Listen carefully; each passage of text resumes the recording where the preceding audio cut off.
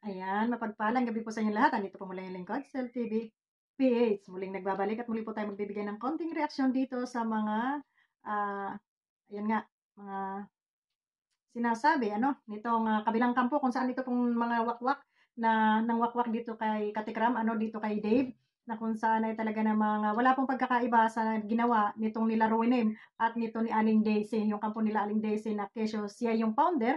Pero kanina narinig natin dun sa kanyang live, ang dami dun ng baba sa kanya. Sabi niya, wakwak, wakwak, wakwak. Sabi nila gano'n, daming bas. Sumili po tayo, no? At habang tayo nagtatrabaho, ay tayo nakimarites doon sa kanyang, na kung saan ayun nga, pinag-usapan nila doon about sa pera. At walang itong si Aling Daisy ay talagang, walang pinagkaiba sa pananalita ni Ruwinim 'no, na ayan po magkakaroon na po ng bank account itong si Dave at, sa pamamagitan po natin hindi po naman natin pababayaan at, kumbaga kontrolado raw nila kung kailan magwi-withdraw si Dave ng kanyang pera at, gagawan nga daw po nila ng bank account with ATM at saka daw po passbook, sabing gano'n ni itong ni Aling Wakwak ano. So, wala itong pinagkaiba dito kay Ruwinem na ginawa dito kay Rina, na kunyari, siya yung founder at, akala mo kung sino na nanakaw pang wakwak. Ang ano lang dito, bakit may mga taong ganito na medyo may mga kakapalan ng mga pagmumukha, ano? Alam niyo, Aling Daisy, ito lang masabi ko sa inyo, kung ikaw ay nag-founder-founder lamang at nag-ipon ka ng grupo para mag-solicit at para makilala yung channel mo. Alam niyo, gamit na gamit mo yung mukha ni Dave eh. Oh, hanggang sa background mo, lahat ng live mo, puro mukha ni Dave ang gamit mo. Wala kang pinagkaiba kay Ruinan Min na wakwak dito sa Kalingap. Oo, parang ang tingin ko sa inyo, ang kakapal ng mga mukha inyo, sa totoo lang. Oo, ang kakapal ng mga mukha inyo. Kasi, unang-una, nilaso niyo yung isipan ng bata, siniraan nyo ng siniraan doon sa kanyang magulang na kinikilalang magulang at para lang makuha ninyo. Akala nyo sisikat itong si Dave sa inyo pagdating sa inyo? Hindi. Kinawawa nyo lang yung bata na yan kasi lahat ng pangbabas ay maaapektuhan yung bata na hindi nyo malang inisip yung future ng bata, yung kinabukasan ng bata, yung mukha ng bata na pagkatapos tulungan. Eh, ganun ang sasabihin dito sa kanyang kinilalang magulang sa umampon sa kanya, no? Na kung tutuusin noong mga panahon na yon, no, na nagsisimula pa lang, lahat tayo nakapanood, lahat tayo ay nakasubaybay kung anong buhay meron itong si Dave, no? Tapos ngayon na malaki na, sa ilang taong pag-aaruga nitong, Manalastas family, ay winakwak nyo lang, no? Tapos kung ano-ano pa yung mga sasabihin yung mga salita, may mga padasal-dasal pa kayo dito, may mga pa-Lord-Lord pa kayo. Alam nyo, napaka-ipokrita nyo. Wala talaga kayo pinag-iba dito sa wakwak na si Rowinim, no? Kaya po dyan sa mga katekram dyan, ito po ay maging aral na po sa ating lahat na hindi lahat po nang nag-offer sa atin ng tulong, akala po natin ay maganda yung kanilang intensyon, no? At talaga naman yung iba nag-o-offer ko na ng tulong para kumbaga makilala sa social media, magkaroon ng mga sponsor, makaamot doon sa kita ng iba. Nakita nyo, tingnan nyo, kung hindi ba naman talagang wakwak, ha? Imbes na tulungan nila itong si Dave na hindi mabas, pero anong ginagawa nila, nagyayabang pa sila, sinisiraan nila itong mga manalastas na kesyo pumunta raw sa DSWD kahapon, at hindi raw sumipot itong manalastas family. Eh, napakasinungaling nga pala talaga ninyo. Talaga nga pala namang mga wakwak kayo. Pumunta doon si Katekram, pero ang sabi ng barangay doon, walang sumipot doon na DSWD. Tapos gumagawa ka ng kasinungalingan mo sa tanda mo na yan. Ang tanda-tanda mo na sinungaling ka. Oo. Tapos nakakairita ka pa. Tapos yung sasabihin mo, ay, eto si Lord, yung ganun ganito. Pagpalain po kayo ng Diyos. Hindi ka kinikilabutan. Nakadabo ka ng bibig mo. Andun yung pa-Lord-Lord mo, pero yung ginagawa ninyo, kasamaan.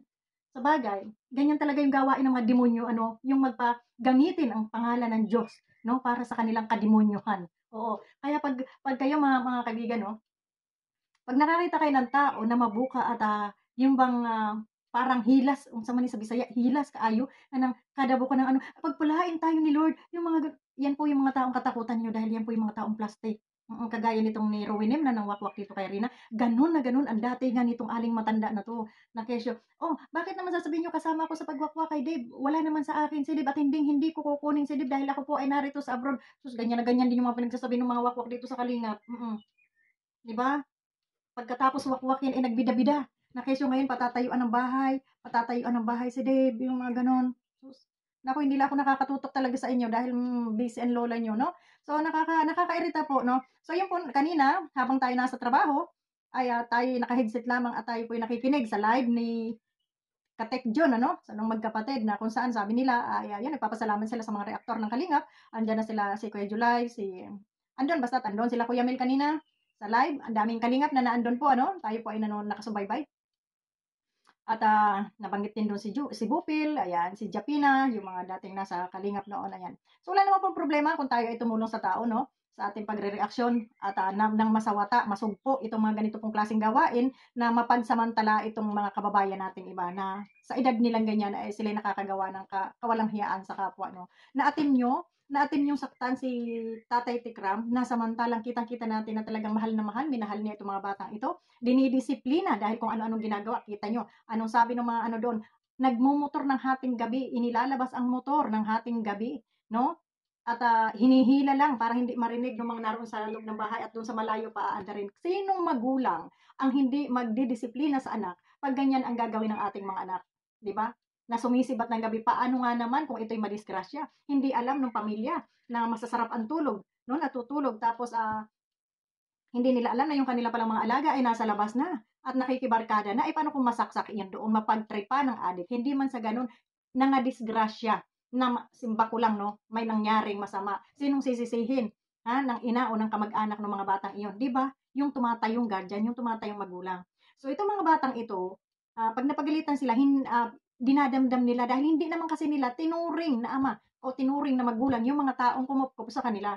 Kaya 'pag napagalitan, eh, gano'n na rin lang yung kanilang pagre-rebelde at sama ng loob at doon isinusumbong sa mga sponsor, 'no, na mga wakwak din. Kasi gaya niyan, magsusumbong kayo doon, kumukontak. Kaya alam niyo, hindi ngayon naiintindihan ko yung paghihigpit nila Kalingap Rab na itong mga beneficiary nila ay huwag didirekta sa mga sponsor. Bakit? Ganito po kasi talaga yung mangyayari, 'no?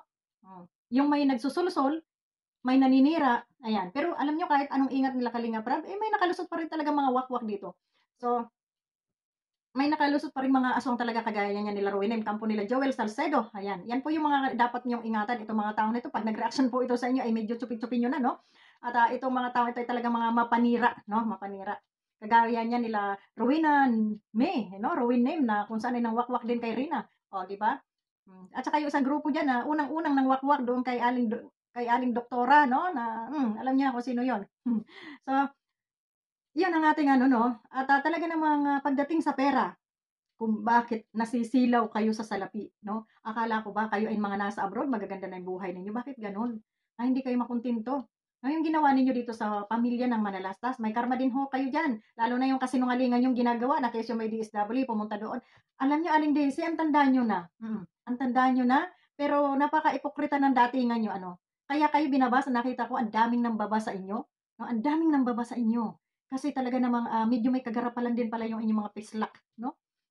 Nagawa pa kayo ng mga kasinungalingan at, kesyo ayun, alam niyo na kung magkano yung pera na gusto niyong kunin, gano'n. Ang gulo niyo 'no, dapat dapat 'di na lang kayo nagbigay at dadating din pala naman kayo sa ganyang sitwasyon na bigay-bawi ano.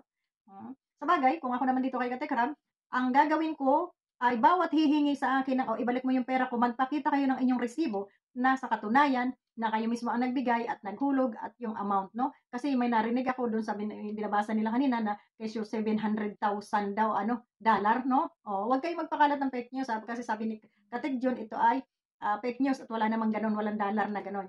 Yung pala, eh, 700,000 pesos yata 'no, pera pa daw yung dollar. So, hindi natin alam kung ano yung mga pinagbibilang nila diyan 'no. At, baka naman yung iba ay, kuwentong ano lang, wala talaga. So, makikita naman yan sa bank account, sa record kung sino yung mga nagbigay, mga nagpadala kung talagang kayo ay nagbigay 'no. Pero bilib ako dito kay Aling ano, dito sa founder na 'to, na Diyos ko Lord, hanggang ba naman sa iyong background ateng. Mukha ni Dave yung gamit na gamit mo, laging naka-background mo yung mukha nung bata, hindi ba kayo nahiya? Hindi ba kayo nahiya? Na samantalang ang nagpakahirap, nag-alaga, nag-aruga, nagpakain, o siguro nga nakapagbigay kayo, pero hindi gano'n, eh, hindi kayo nag-alaga, hindi kayo naghirap manuyo do'n sa nung maliit pa yung si Dave, 'no, na kinukuha nila, hirap na hirap din si Katekram diyan kasi araw-araw binabalikan niya yung bata, 'di ba? Pero anong ginawa ninyo? Nang sa pera, grabe, nang sa pera talaga ang tao pala, eh, ano, na nawawalan ng ano yun, ano sa sarili, yung kredibilidad, 'no? Yung wala ka ng ano sa sarili mo ba na parang kung sa ano pa, parang wala ng kahihiyan ano pagdating sa pera 'no. So, ayun at, kami ay narito lang naman na mga kami nga ay reaktor ng kalingap at kahit saan naman ay kami puwedeng magreaksyon ano po. So ayun, kahit saan. So Ayun, maraming salamat dito kay Kate John kasi na-appreciate nila yung mga pagrereaksyon nitong ating mga kasamahan kagaya nila Kuya July Paunil, Bupil at, ng iba pa 'no. So ayun, at, kami po talaga ay mga galit sa mga wakwak, lalo na yung naninira 'no, naninira para lang makilala sila dito sa social media. At ingat-ingat din po kayo katekram 'no, sa mga reaktor 'no, na ayan magpapakilala sa inyo tapos, yung pala na may iba ring agenda ano, andiyan na rin yung manira at manulot. Meron din dito, meron ding gano'n 'no.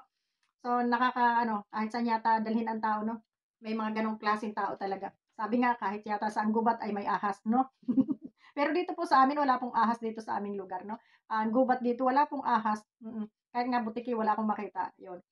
So, balik tayo dito kay Aling Daisy ano, na minsan tayo po ay magla-live dito sa ating channel para matalakay po natin ang husto itong, ah, wakwak na ito 'no.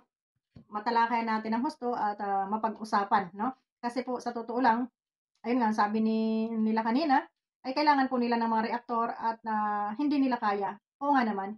Kasi po itong mga tao ito hindi naman 'to sanay sa ganitong usapin, na sa makakapal ang mukha dahil hindi naman yata nila praktisan 'yun ano. Hindi, kagaya nitong kanilang mga kalaban ay makakapal ang mga pislak. Kaya nauunawaan po namin na talagang hindi niyo kayang makipagbardagulan o dito sa mga ito. Siguro 'yung sasagot ng ano, pero, kumbaga itong mga nangwakwak na ito, 'yung matatapang, parang para lang 'to 'yung mga kabit na kung alin 'yung kabit, siya pang matapang, 'di ba? Siya pa 'yung nanunugod. Sila na nga 'yung may kasalanan, sila pa 'yung matatapang, oh, 'di ba? Oh, gano'n lang 'yun. Parang mga kabit lang 'to. Parang mga kabit na sila na nga 'yung may kasalanan, talagang sila pa 'yung, mga siga o manalita, ano? So, nakakatuwa silang nakakainis. So, kailangan talaga ay sagutin itong mga ito ng hindi mamayagpag ang kanilang mga kasinungalingan. At, 'pag, ito ay pinabayaan at sabihin na, "Ay, pabayaan mo 'yan kasi ano," hindi po magandang pabayaan 'to sila kasi nasa social media po tayo. Marami pong mabi-brainwash itong mga taong ito, maraming malalason ng isipan at kakampi sa kanila kung hindi natin sasagutin. Kung walang sasagot dito at, maririnig yung kabilang panig, ay, maaaring maraming maniwala at masirang tuluyan yung kanilang sinisiraan, ano? So, mas maganda po, mas maraming sumasagot, mas maraming kumakalaban. Kumbaga, lagyan natin ng maraming bawang ano, para itong mga aswang na ito ay hindi na makaatraka. Kagaya ng ginagawa po dito sa Kalingap na 'pag may naririnig tayong nag-uumpisa pa lang 'no, ng plano, ay binabanatan na natin kaagad kaya nauudlot yung kanilang, plano, nauunsyami. Kumbaga, kumbaga sa alon, nababasag na kaagad 'no. Hindi pa man dumarating doon sa tabi ay nababasag na. Kasi, meron tayong pang-ano, pandepensa, sabi nga. Hmm. Kasi kung pababayaan lang natin ay tatahimik lang tayo at, mamukat-mukat natin ay nangyari kagaya noong ginawa nila dito kay Rina at, sa iba pang gustong sulutin o wakwakin ano. At itong mga nagdidirekta sa ano, ayan, unawa ko po 'yan, itong mga nagdidirekta sa mga sponsor na itong may mga sponsor na gustong dumirekta talaga sa mga beneficiary para malaso nila at masiraan nila yung, founder ng ano na 'yan, isang community o naghahawak dito sa mga ano na 'to, sa mga beneficiary na 'to, 'no? So, gano'n sila kasasama, gano'n po kasasama ang tao, 'no? Kaya ingat-ingat po tayo mga katikram, mga kalingap at, andito lang naman po kami, andito po yung mga reaktor at, sasagot tayo. Hayaan niyo po mga minsan siguro magla-live tayo para masagot natin ng talagang, rebuttal sabi nga, oo. Atin pong ire-rebut itong si Aling, Wakwak ano. At, yun nga maglagay na rin po tayo ng mga pangdepensa ano, maglagay po kayo ng maraming bawang at uso po ang wakwakan ngayon. Maraming salamat and God bless sa inyo lahat. Kita-kita tayo muli bukas. Bye-bye.